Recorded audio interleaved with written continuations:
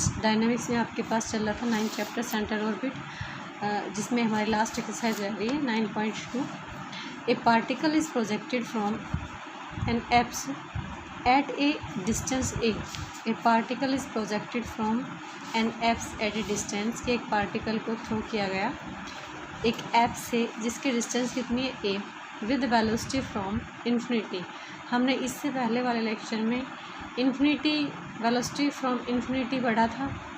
क्या लेते हो, v²/2 equals to integration minus integration a to infinity limit है आपकी, सॉरी इन्फिनिटी टू a, और f dr, ठीक है। Okay, under the action of a central acceleration, आपका सेंट्रल जो एसरलेशन है वो दे रखा है μ/r⁻²n+3। मतलब सेंट्रल एसरलेशन जो है वो आपका दे रखा है, ये गिवन है, तो हम इसको f कंसिडर कर लेंगे। Okay, prove that the equation of the path, तो आपको इक्वेशन ऑफ पाथ निकालनी है, ठीक है।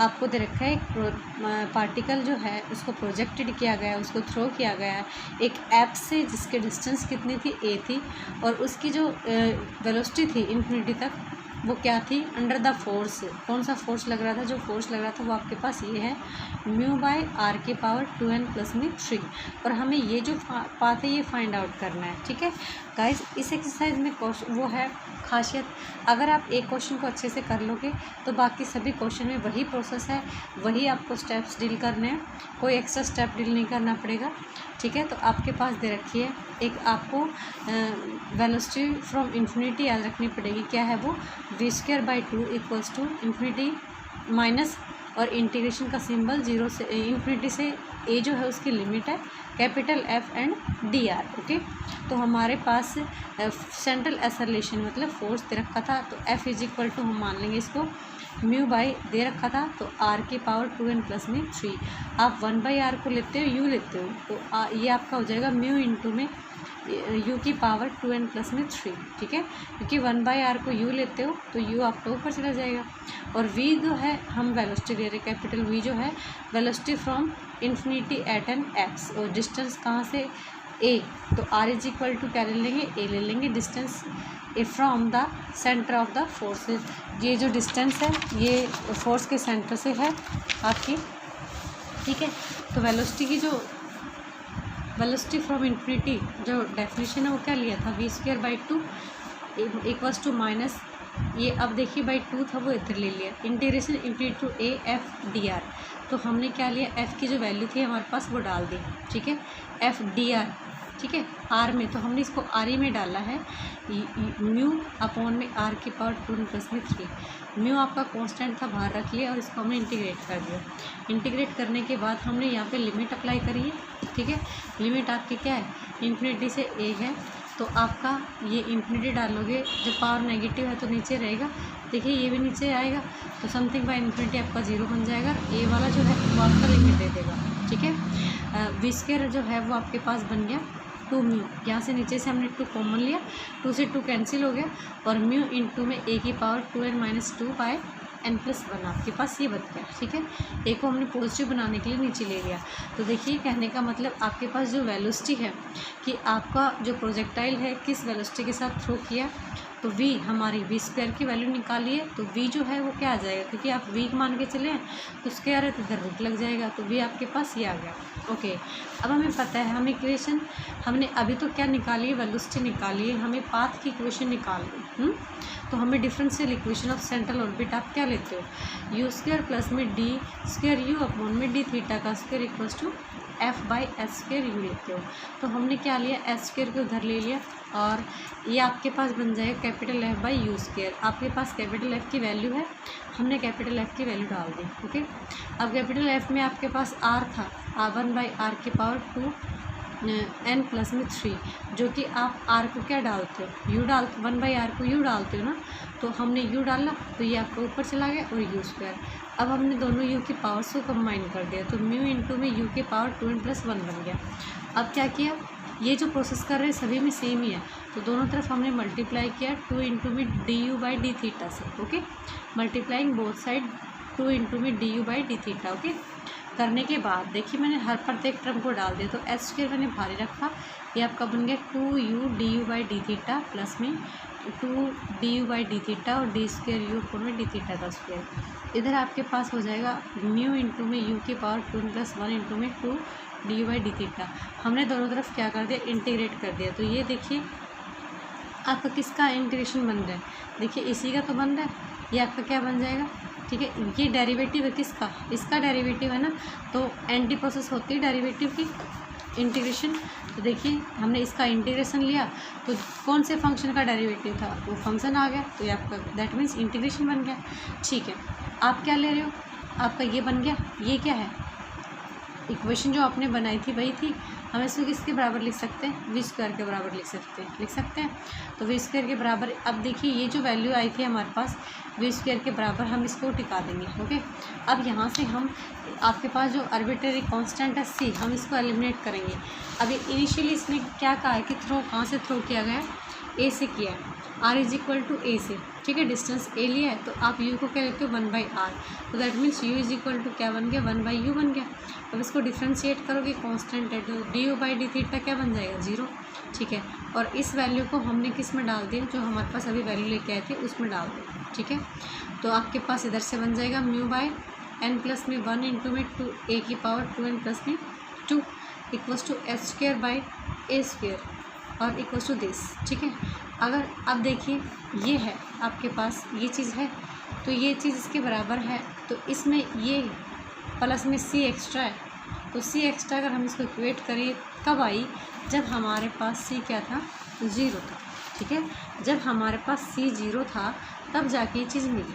तो सी = अगर हम इसमें 0 डाल दें तो हमारे पास देखिए एच की वैल्यू है, ठीक है, एच स्क्वायर की वैल्यू है म्यू, और मैंने ए को भी उधर ले लिया, पावर्स को कंबाइन कर दिया तो कट हो गया, n+1 इंटू में 2 की a की पावर 2n बचाएगी, तो ये हमारे पास एच स्क्वायर की वैल्यू आ गई। Okay, put the value of h square and c, हमने एच स्क्वायर की सी की वैल्यू क्या निकली आपकी, 0 निकली है, और एच स्क्वायर की वैल्यू क्या निकली है आपकी, ये निकली है। तो हमें इसको किस में डाल देना है, एच और सी की वैल्यू किस में डाल देनी है, 1 में डाल देनी है, ठीक है।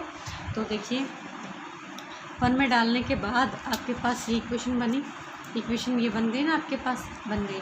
अब कह रहे u = क्या लेते हो, 1/r लेते हो, और du/d क्या बन जाएगा, हमने इसको डिफ्रेंशिएट किया, इक्वेशन नंबर सेकंड। ये वाली जो चीज़ें हैं हम किस में डाल देंगे, सेकंड में डाल देंगे। तो सेकंड में डालोगे तो आपके पास देखो du/d की वैल्यू ये थी माइनस का 1/r² du/d। ओके, तो du/d का स्क्वायर की वैल्यू डालोगे, ये बन गई, और u² क्या लिख सकते हो, 1/r², और इधर से आपके पास r चेंज हो जाएगा u की वजह। ओके, ठीक है।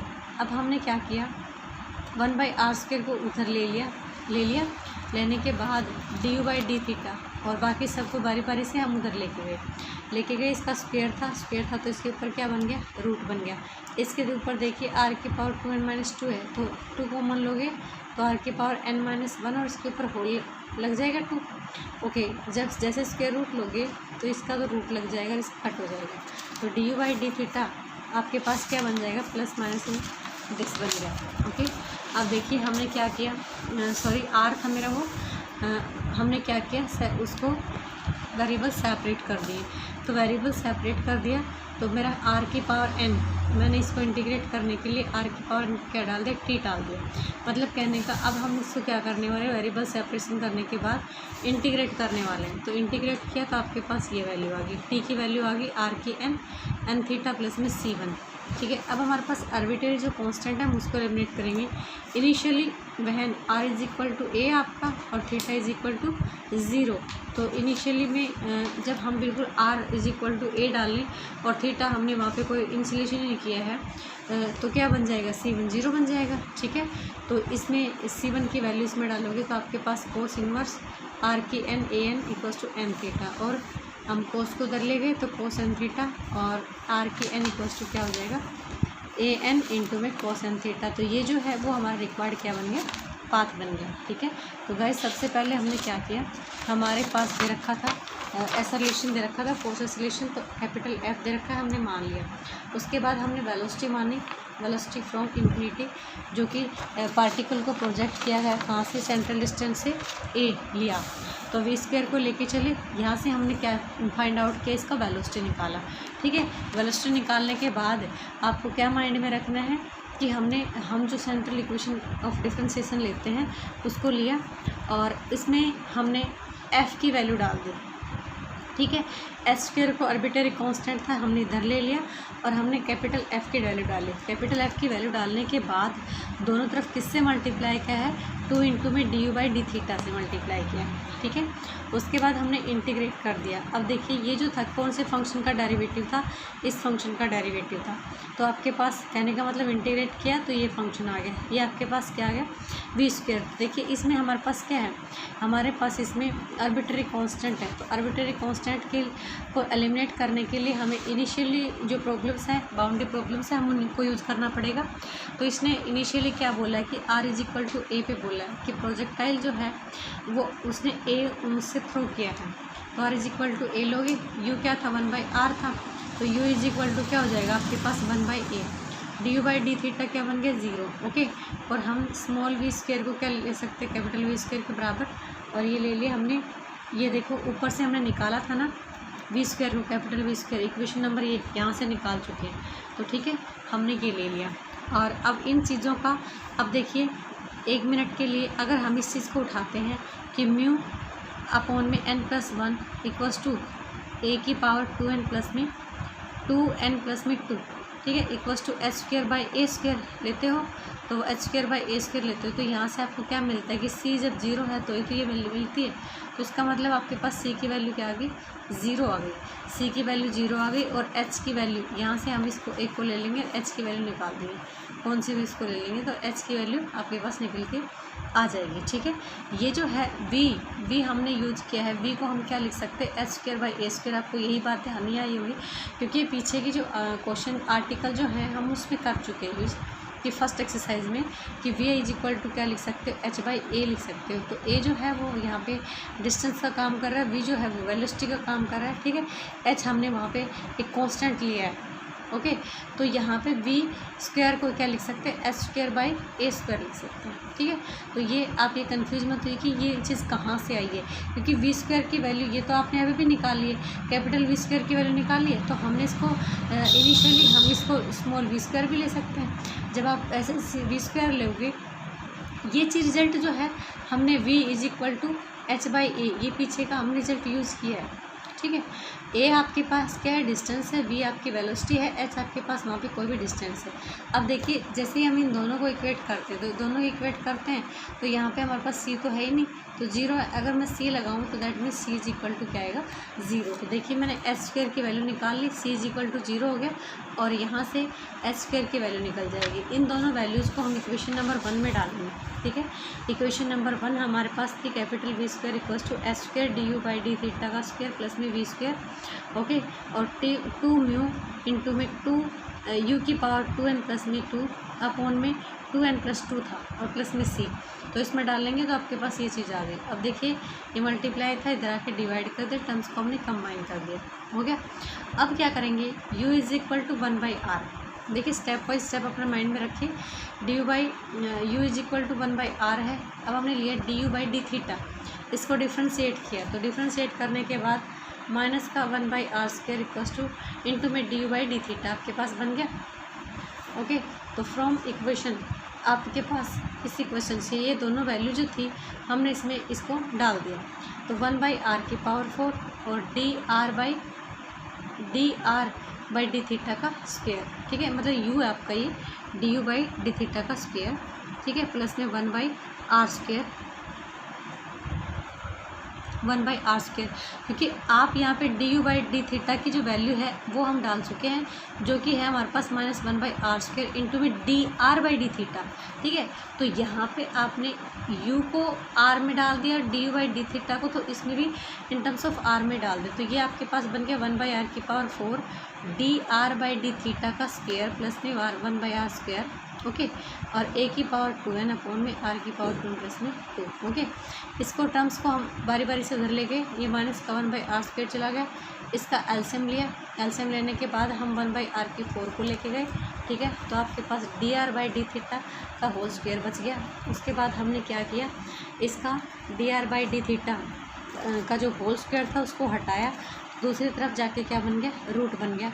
अब क्या किया हमने, वेरिएबल को सेपरेट किया, वेरिएबल सेपरेट करने के बाद क्या करेंगे, इंटीग्रेट। तो ये इंटीग्रेशन आप कर चुके हैं अर्लियर क्लासेस में। r की पावर n को t डाला, जो भी आपका डिफ्रेंसिएशन हो रहा था चेंज कर दिया। तो इंटीग्रेशन करने के बाद आपके पास ये आई। अब हमें यहाँ पे आर्बिट्रेरी कांस्टेंट क्या है, c1 है, तो c1 को एलिमिनेट करेंगे। इनिशियली वी हैव r क्या था आपके पास, वहाँ पे 0 था, थीटा क्या था 0, r आपका a के बराबर था, थीटा आपके पास 0 था, दोनों की वैल्यूज़ को डाला तो c1 इक्वल्स टू क्या आ गया, 0 आ गया, ठीक है। c1 की वैल्यू इसमें पुट की और हमने टर्म्स का ट्रांसपोज किया और आपके पास क्या बन गया, r की power n equals to a की पावर n इंटू में cos n थीटा। तो ये जो है वो हमारा रिक्वायर्ड पाथ है, ओके। तो देखिए सबसे पहले हम f को लेके चले, उसके बाद हमने क्या अप्लाई किया, हमने अप्लाई किया वेलोसिटी फ्रॉम इन्फिनिटी अप्लाई किया। उसके बाद थर्ड जो स्टेप था उसमें differential equation of central orbit लिए और उसके बाद हमने दोनों तरफ 2 इंटू में dy/d थीटा से क्या किया, उसका मल्टीप्लाई किया।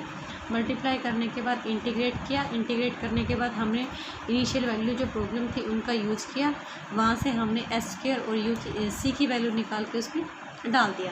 s² और c की वैल्यू डालने के बाद हमने दोबारा से क्या किया, u is equal to 1/r डाला।